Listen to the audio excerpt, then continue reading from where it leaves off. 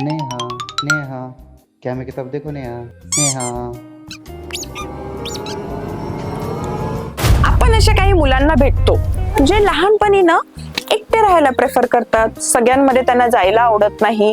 त्याचबरोबरीला मिठी मारणं असेल किंवा आय टू आय कॉन्टॅक्ट म्हणजे नजर नाही मिळवत ते बोलताना. त्यांना बेसिकली सोशल गॅदरिंग मध्ये मिक्स होताना किंवा लँग्वेज मध्ये स्वतःला एक्सप्रेस करताना थोड्या अडचणी येतात.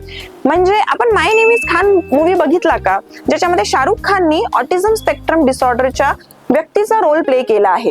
हे मुलं ना कधी कधी रिपिटेटिव्ह बिहेवियर असतात, म्हणजे गाडी लावतील मग त्याच्या मागे गाडी, अशी रिपिटेटिव्ह बिहेवियर असतात. किंवा कधी कधी स्वतःला सुद्धा जखमा करून घेतात, म्हणजे डेलिब्रेट सेल्फ हार्म अटेम्प्ट. मग एखादं डोकं आदळतील किंवा स्वतःला चावून घेतील, हे सुद्धा लक्षणं दिसून येतात.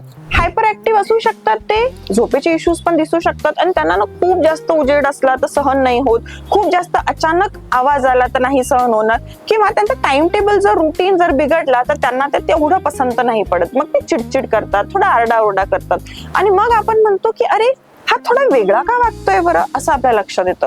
तर हे जे मुलं असतात त्यांना ऑटिझम स्पेक्ट्रम डिसऑर्डर असं आपण म्हणतो. तर अशा मुलांचा उपचार आहे का? हो आहे. तर असे लक्षणं जर आपल्याला आपल्या मुलामध्ये दिसत असतील तर नक्कीच लवकर यायचं, लवकर उपचार घ्यायचा.